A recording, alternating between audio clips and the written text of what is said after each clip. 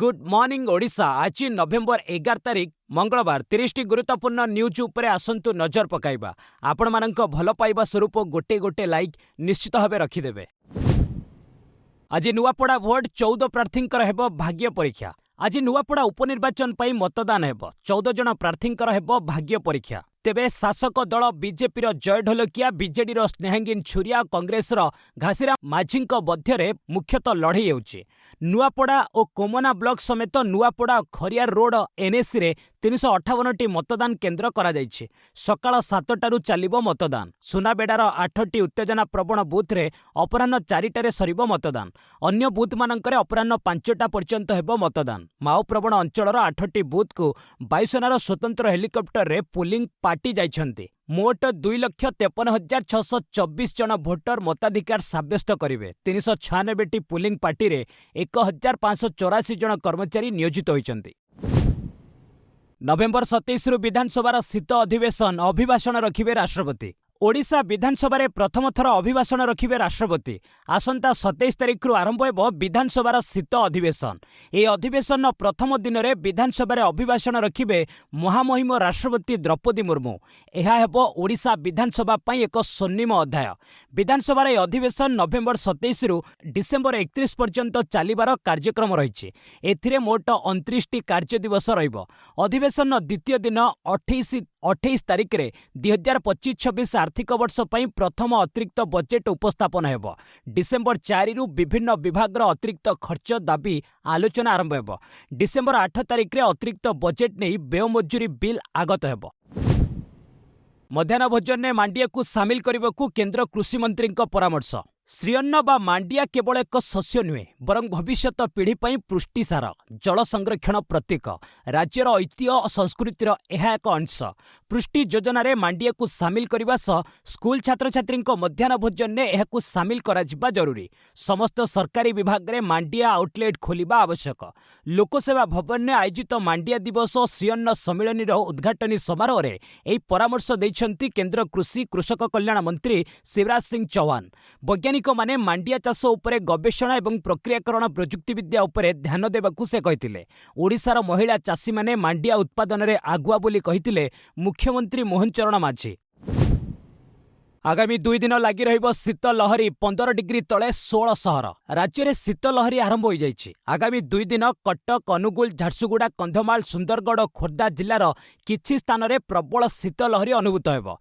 जी उदयगिरी रे राति तापमात्रा 8.4 degree Celsius को खसीछि। दारिंगबाड़ी रे 10 डिग्री रेकर्ड होइछि। रविवार राति रे 16 सहरर तापमात्रा 15 डिग्री तलकू खसीथिला। एहा मध्यरे झारसुगुड़ा, राउरकेला, केन्दुझर, ढेंकानाल, भवानीपाटना, सुंदरगढ़, कोरापुट, बलांगीर, भुवनेश्वर, सोनपुर, टिटलागढ़ रही। समग्र कंधमाल जिला एबे शीतरे थरुछि। लालकिला निकट रे कार रे भयंकर विस्फोरण, 10 मृत 25 आहत। नुआ दिल्लीर लालकिला निकट रे सोमवार संध्यारे एक कार रे भयानक विस्फोरण होइछि। संध्या प्राय 6:52 रे विस्फोरण परे पाख आखरे थिबा 6टी कार, 2टी ई रिक्शा एवं गोटिए ऑटो जଳି जाइथिला। ए घटना रे 10 जनक मृत्यु होइतिबा बेले 25 जन आहत होइचंती। अनेक आहतंक अवस्था अति गुरुतर रहिछि। मेट्रो स्टेशन गेट नंबर 1 पाखरे ए विस्फोरण होइतिला। आतंकी को धरिबाकू विभिन्न स्थान रे एनएसजी और एनआईए पक्षरु चढ़ाऊ करा जाउछि। विस्फोरण परे दिल्ली, मुंबई, कोलकाता समेत समस्त बड़ सहर रे हाई अलर्ट जारी करा जाइछि। स्वराष्ट्र मंत्री अमित शाह वरिष्ठ पुलिस अधिकारी मानक सह परिस्थिति संपर्क रे आलोचना करिसेंते। बांग्लादेश रे आतंकी लंचप्याड करुछि हाफिज सईद। गुइंदा संस्था गुड़िक भारत पई चिंताजनक तथ्य प्रदान करिसेंते। ऑपरेशन सिंदूर परे किछि दिन नीरव थिबा आतंकी आका हाफिज सईद एबे पुणी सक्रिय होइछि। एथर से पाकिस्तान परिवर्ते बांग्लादेश को लंचप्याड भाबे चयन करिछि। भारत विरोध रे समस्त आतंकी कार्य बांग्लादेश रु करिबाकू से योजना कार्यकारी करुछि। अक्टोबर 30 रे पाकिस्तान खाइरपुर तामेवाली रे होइथिबा एक समावेशर वीडियो रु एहा जणा पड़िछि। समावेश रे लश्कर कमांडर सैफुल्लाह सईद कहितिला, हाफिज चुप बसे नहीं, भारत को जवाब देबाकू बांग्लादेश बाटे आक्रमण योजना होइछि। हाफिजर जड़े घनिष्ठ सहयोगी बांग्लादेश रे रही एही जिहाद परिचालना करुछि। उल्लेखयोग्य इतिमध्यरे बांग्लादेशर अंतरीण सरकार पाकिस्तान सह हाथ मिलाइथिबा देखिबाकू मिलिछि। दिल्ली विमान बंदर रे विमान जीपीएस रे गड़बड़ एक षड़यंत्र। दिल्लीर इंदिरा गांधी अंतर्जातीय विमान बंदर रे गत सप्ताह रे एयर ट्राफिक कंट्रोल सिस्टम रे बड़ वैषयिक त्रुटि देखा जायतिला। सेथि जोगु 800 रु ऊर्ध्व विमानर उड़ाण विलंब होइतिला। एहा पछरे एक षड़यंत्र थिबा जणा पड़िछि। विमानर ग्लोबल पोजिशनिंग सिस्टम सिग्नाल ले गड़बड़ लागि षड़यंत्र होइतिला। सेथि जोगु पायलट माननकु जीपीएस रु नकली सिग्नाल मिलिथिला। एहा द्वारा कॉकपिट स्क्रीन ने विमानर पोजिशन बदली जाइथिला। एक नकली फोटो सामना को आसीथिला। एही समय पायलट माननकु रनवे बदल रे चाष जमी देखा जाइथिला। विमानर उच्चता को नहीं मध्य भ्रमात्मक स्थिति सृष्टि होइतिला। एहा परे पायलट माने जीपीएस भित्तिक ऑटो मेसेजिंग बदल रे मैनुअल पोजिशन को शिफ्ट होइतिले। जीपीएस रे गड़बड़ी जोगु एटीसी को मध्य विलंब रे मेसेज मिलिथिला। ट्रम्प को भेटिबे सीरिया राष्ट्रपति। पूर्वरु तांको मुंडरे 84 कोटी पुरस्कार रखिथिला अमेरिका। सीरिया राष्ट्रपति अहमद अल सरा मंगलवार सकाळे अमेरिका राष्ट्रपति डोनाल्ड ट्रम्प को भेटिबाकू जाउछन्ति। ए साक्षात पई अहमद वाशिंगटन ने पहुंची सारिछन्ति। चलित वर्ष एहा उभय नेतांक मध्यरे द्वितीय साक्षात्कार हेबो। तेबे आश्चर्यर विषय एहा जे अलकायदा सह जड़ित अल सरांकु अमेरिका 2013 रे आतंकवादी तालिकारे सामिल करिथिला। तांको उपरे $10 मिलियन तथा 84 कोटी टंकार पुरस्कार घोषणा करिथिला। किंतु गत वर्ष डिसेंबर रे सीरिया रे क्षमता परिवर्तन होइतिला। एहा परे गत जनवरी रे अल सरा अंतरीण राष्ट्रपति बनिथिले। दिने जहाकु अमेरिका आतंकवादी घोषणा करिथिला, आजि तांकु व्हाइट हाउस को निमंत्रण करिबा चर्चार विषय पालटिछि। प्रति अमेरिकियों को 1.72 लाख टंका देबे ट्रम्प। अमेरिका राष्ट्रपति डोनाल्ड ट्रम्प एक बड़ घोषणा करिसेंति। धनी को छाड़ी प्रत्येक अमेरिकियों को शुल्क लाभांश बाबद को 1,72,000 टंका दियाजिव। ट्रम्प निज सामाजिक गणमाध्यम रे एही सूचना दैछन्ति। से कहिसन्ति शुल्क द्वारा अमेरिका को विपुल अर्थ मिलिछि। एही शुल्क को विरोध करुथिबा व्यक्ति माने संपूर्ण मूर्ख। आम सरकार अमेरिका को विश्वर सबुठु धनी एवं सम्मानित देश बनाई दैछन्ति। एठारे दरदाम वृद्धि जमारू नाही कहिले चले। शेयर बाजार मध्य रेकर्ड स्तर रे पहुंची जाइछि। तेबे एही शुल्क लाभांश केउ भली भाबे प्रदान कराजिबो एवं एहार योग्यता मानदंड कौन रहिबो ताहा विषय ट्रम्प कोनोसी सूचना देनांती। उल्लेखयोग्य ट्रम्प गत अक्टोबर रे लोकन को 1000 रु 2000 डॉलर आश्वस्ति देबा पई कहितिले। एसआईआर विरोध में सुप्रीम कोर्ट गला पश्चिमबंग कांग्रेस। बिहार परे 12 राज्य और केन्द्रशासित अंचल में स्वतंत्र भोटर तालिका जांच तथा एसआईआर प्रक्रिया आरंभ होइछि। पश्चिमबंग राज्य कांग्रेस एहा विरोध में सुप्रीम कोर्ट पहुंची। एहार एसआईआर मामलार शुणाणी करिथिबा जस्टिस सूर्यकांतଙ୍କ खंडपीठ सामनारे एही प्रसंग उठा जाइछि। एसआईआर विरोध में तमिलनाडु सरकार दायर करिथिबा आवेदन उपरे मंगलवार शुणाणी हेबाकू जाउछि। एहा सह मिसाई पश्चिमबंग मामलार मध्य शुणाणी होइपारे। क्षमतासीन टीएमसी पक्षरु दाबी करा जाइछि जे अक्टोबर 27 रे एसआईआर प्रक्रिया आरंभ हेबा परठारु राज्य रे 3 महिलांक समेत 15 जन व्यक्ति प्राण हराइलेଣି। एसआईआर भୟରେ किछि लोक आत्महत्या करिथिबा बेले आउ किए ब्रेन स्ट्रोक किंबा हृदघात रे प्राण हराइछन्ति। तेबे बीजेपी एहाकू राजनैतिक प्रचार कहिछि। आतंकी नेटवर्क 4 दिन रे 4 डाक्तर गिरफ, 29 किलो विस्फोरक जबत। पेशारे डाक्तर होई काम आतंकवादीर करुछन्ति। गत 4 दिन रे आतंकी गतिविधि रे सामिल थिबा 4 डाक्तर एवं सेमानंक सहयोगी को उत्तर प्रदेश, हरियाणा एवं जम्मू कश्मीर रो गिरफ करा जायछि। एमानंक पाखरु 2900 केजी रो अमोनियम नाइट्रेट, अत्याधुनिक राइफल, पिस्तल जबत होइछि। हरियाणार फरीदाबाद रे जणे डाक्तरଙ୍କ घरु 3 मैगजीन, 83 जीवंत गुली, एक आसल्ट राइफल मिलिछि। एथिस 360 केजी विस्फोरक, 20 टाइमर बैटरी, 24 रिमोट, प्राय 5 केजी भारी धातु वाकीटकी सेट जबत होइछि। गिरफ डाक्तर मुजमिल शकील स्थानीय अल्पलाह यूनिवर्सिटी रे पढ़ाती। लखनऊ जड़े महिला डाक्तर शाहीन साहिद गिरफ होइछन्ति। शाहीन डाक्तर मुजमिल शकील को प्रेमिका। शाहीन को कारु रविवार कश्मीर रे AK-47 राइफल सह अन्य संदिग्ध सामग्री जबत होइतिला। तिरुपति लडू रे अपमिश्रित घिओ मामला 50 लाख कारोबार प्रमाण मिलिला। आंध्र प्रदेश प्रसिद्ध मंदिर तिरुमाला तिरुपति देवस्थानम लडू रे अपमिश्रित घिओ मिसुथिबा प्रसंग गत वर्ष राजनीतिक हटचमट सृष्टि करिथिला। सुप्रीम कोर्ट को निर्देश क्रमे सीबीआई ऑफिसर एहार तदंत करुथिले। मंदिर कमिटीर पूर्वतन चेयरमैन तथा वाईएसआर कांग्रेस सांसद YV सुब्बारेड्डी व्यक्तिगत सहायक के चिन्नापन्ना विवाद घेरकू आसिचंती। चिन्नापन्ना दिल्ली मेट्रो स्टेशन निकटरे विवादीय डायरी फार्म प्रतिनिधि निकटरू 2 थर 50 लाख टंका देइथिबा जणा पड़िछि। घिओरे अपमिश्रण बाबद पूर्व रिपोर्ट थिबा सत्ते किपरि विवादीय डायरी फार्मरू घिओ क्रय होतिला ତାହା ମଧ୍ୟ ଜଣାପଡ଼ିଛି। ଏସବୁ ଘିଅରେ ପଶୁ ଚର୍ବି, ପାମୋଲିନ୍ ତେଲ ଆଦି ମିଶୁଥିବା ଅଭିଯୋଗ ଅଛି।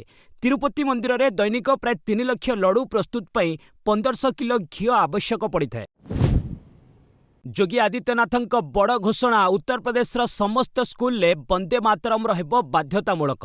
ଉତ୍ତରପ୍ରଦେଶ ମୁଖ୍ୟମନ୍ତ୍ରୀ ଯୋଗୀ ଆଦିତ୍ୟନାଥ ଏକ ବଡ଼ ଘୋଷଣା କରିଛନ୍ତି। ରାଜ୍ୟର ସମସ୍ତ ସ୍କୁଲଗୁଡ଼ିକରେ ଜାତୀୟ ସଙ୍ଗୀତ ବନ୍ଦେ ମାତରମ୍କୁ ବାଧ୍ୟତାମୂଳକ କରାଯିବ ବୋଲି ଯୋଗୀ କହିଛନ୍ତି।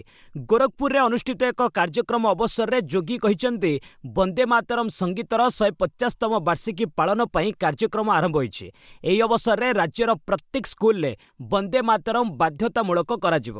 ଏହାକୁ ବିରୋଧ କରିବାର କୌଣସି ଯଥାର୍ଥତା ନାହିଁ। ଏକତା ଓ ଅଖଣ୍ଡତାକୁ ନଷ୍ଟ କରୁଥିବା ଶକ୍ତିଗୁଡ଼ିକୁ ଚିହ୍ନଟ କରି କାର୍ଯ୍ୟାନୁଷ୍ଠାନ ଗ୍ରହଣ କରିବାକୁ ପଡ଼ିବ, ଯାହାଦ୍ୱାରା କୌଣସି ଜିନ୍ନା ପୁନର୍ବାର ଜନ୍ମ ନେଇପାରିବେ ନାହିଁ।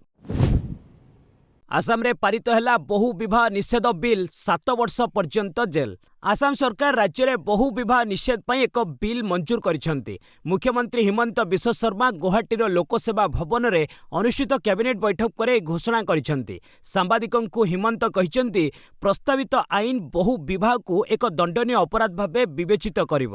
ଏଥିଲାଗି 7 ବର୍ଷ ପର୍ଯ୍ୟନ୍ତ ଜେଲ୍ ଦଣ୍ଡର ଭୋଗିବାକୁ ପଡ଼ିବ। ପୀଡ଼ିତ ମହିଳାଙ୍କୁ ମଧ୍ୟ କ୍ଷତିପୂରଣ ପ୍ରଦାନ କରାଯିବ। ତେବେ ଏହି ବହୁ ବିବାହ ନିଷେଧ ବିଲ୍ ଅନୁସୂଚିତ ଜନଜାତି ତଥା ଏସ୍ଟି ଜନସଂଖ୍ୟା ପାଇଁ ପ୍ରଯୁଜ୍ୟ ହେବ ନାହିଁ।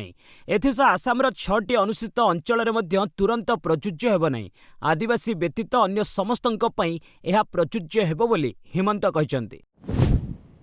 ବେଙ୍ଗାଲୁରୁ ବିମାନ ବନ୍ଦରରେ ନମାଜ ପାଠକୁ ନେଇ ଉତ୍ତେଜନା। ବେଙ୍ଗାଲୁରୁର କେମ୍ପେଗୌଡ଼ା ଅନ୍ତର୍ଜାତୀୟ ବିମାନ ବନ୍ଦରରେ ଟର୍ମିନାଲ 2ରୁ ଏକ ଭିଡିଓ ସାମାଜିକ ଗଣମାଧ୍ୟମରେ ଦ୍ରୁତ ଗତିରେ ଭାଇରାଲ ହେବାର ଲାଗିଛି। ଭିଡିଓରେ କିଛି ଲୋକ ଖୋଲାରେ ନମାଜ ପାଠ କରୁଥିବାର ଦେଖିବାକୁ ମିଳିଛି। ବିରୋଧୀ ଦଳଗୁଡ଼ିକ ରାଜ୍ୟ ସରକାରଙ୍କ ଉପରେ ଧାର୍ମିକ କାର୍ଯ୍ୟକଳାପ ସମ୍ପର୍କରେ ଦ୍ୱୈତ ମାନଦଣ୍ଡ ଥିବା ଅଭିଯୋଗ ଆଣିଛନ୍ତି। ଭିଡିଓରେ ନମାଜ ପାଠ କରୁଥିବା ଲୋକମାନେ ମକ୍କା ଯାତ୍ରା କରୁଥିବା ଯାତ୍ରୀଙ୍କ ସମ୍ପର୍କୀୟ ବୋଲି କୁହାଯାଉଛି।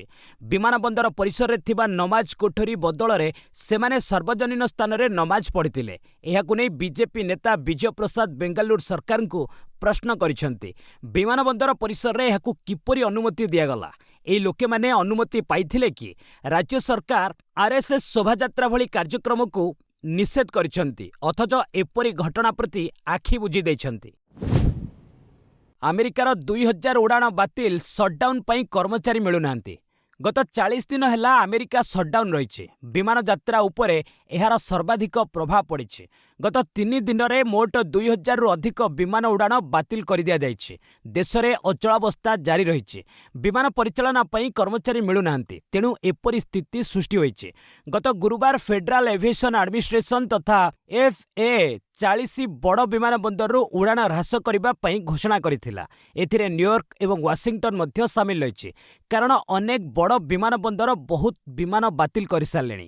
ଏଥିରେ ଆଞ୍ଚଳିକ ଏବଂ ମୁଖ୍ୟ ଉଡ଼ାଣ ସାମିଲ ରହିଛି। ଏୟାର ଟ୍ରାଫିକ୍ କଣ୍ଟ୍ରୋଲର ତଥା ATC କର୍ମଚାରୀଙ୍କ ଅଭାବ ପୂରଣ କରିବାକୁ ଏହି ପଦକ୍ଷେପ ନିଆଯାଇଛି।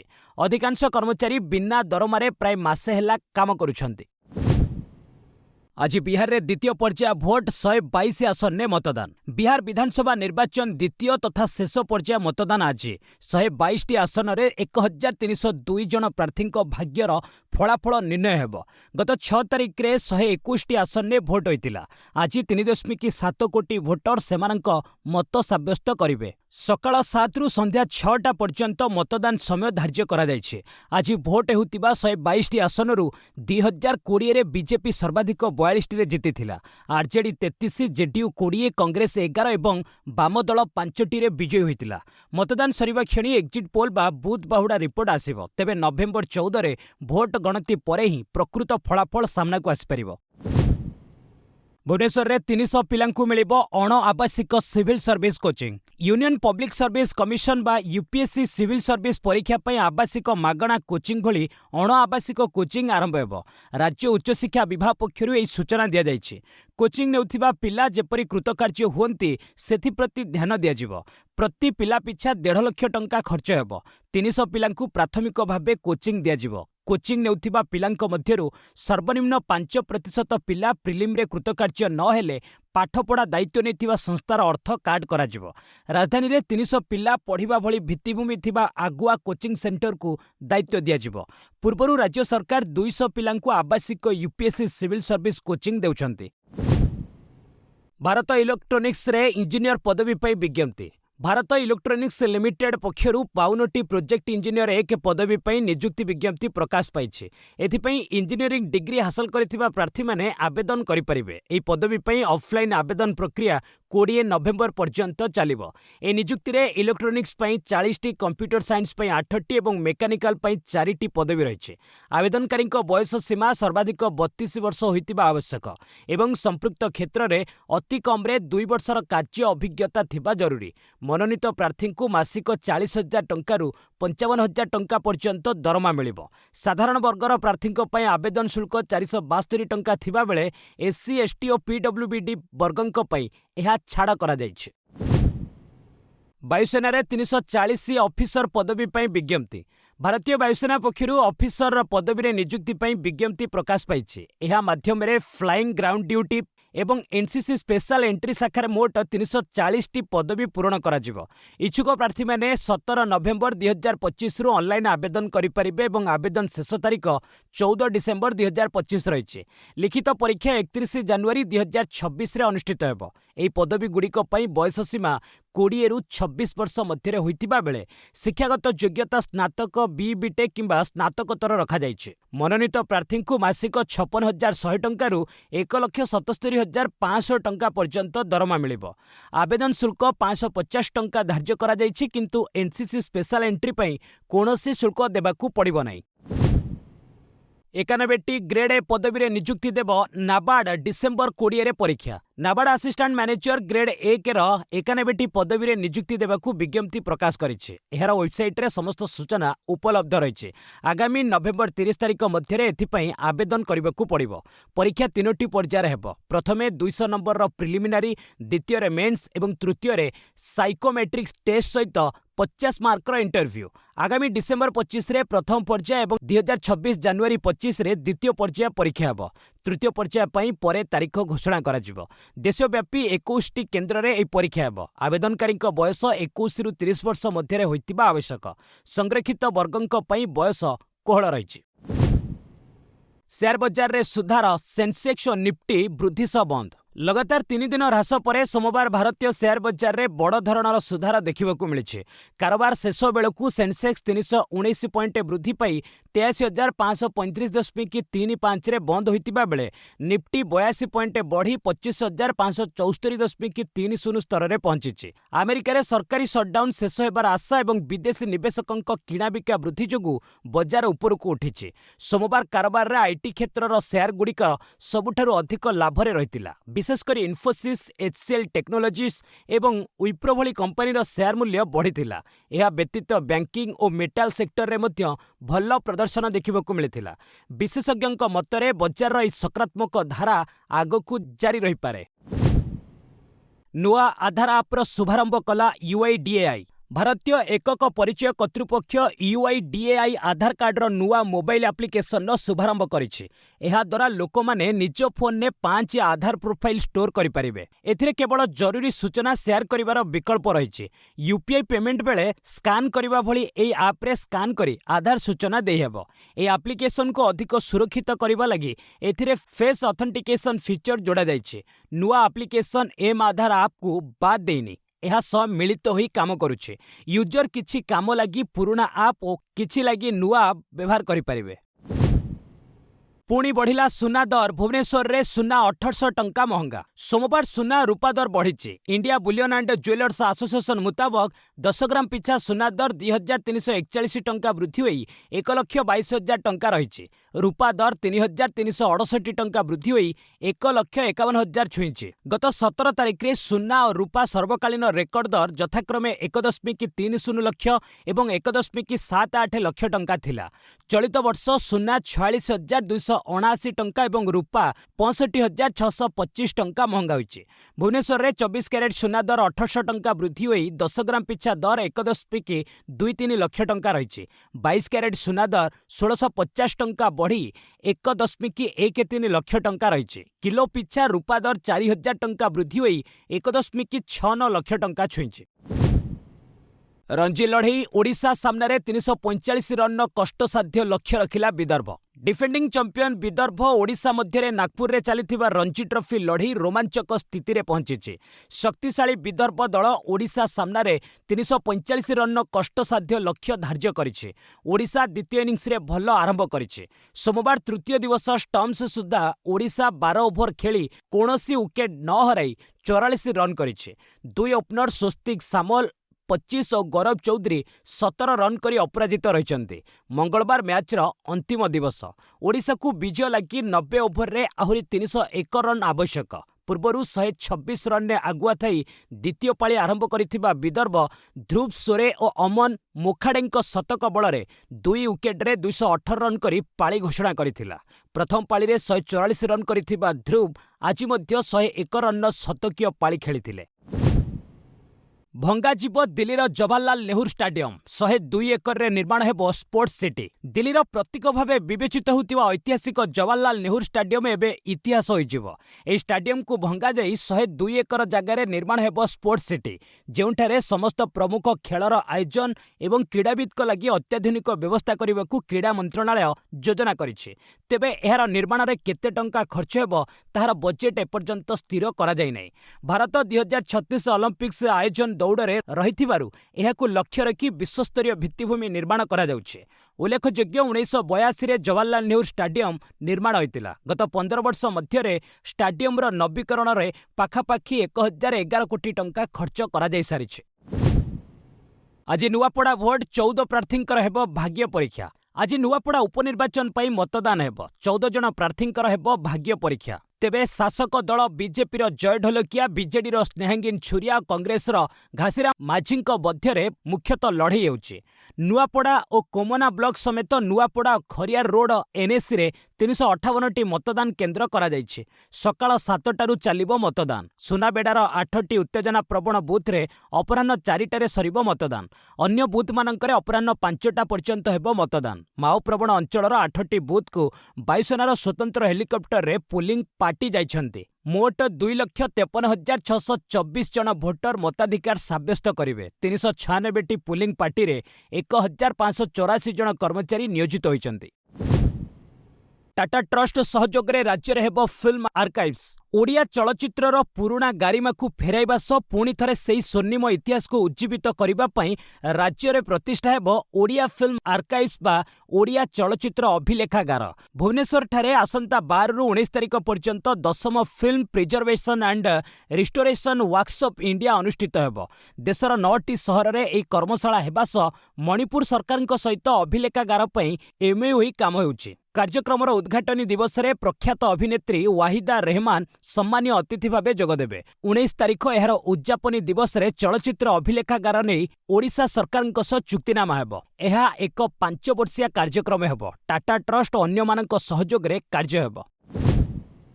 सुपरस्टार दिलजीत दोसांझ को खलिस्तानी धमक, अमिताभ को पाद छुईथिबारु क्षुब्ध। पंजाबी सुपरस्टार दिलजीत दोसांझ को धमक मिली। अमेरिका रे सक्रिय थिबा खलिस्तानी गोष्ठी एही धमक देइछे। सिक्स फॉर जस्टिस रो मुख्य गुरपंतन सिंह पन्नू एही धमक देइछे। निकटरे पर्थ रे दिलजीत को कनसर्ट रे केतक व्यक्ति खलिस्तान सपक्षर स्लोगान देउथिबा देखिबाकू मिलिथिला। एहा परे एडिलेड रे दिलजीत को कनसर्ट शेष होइछे।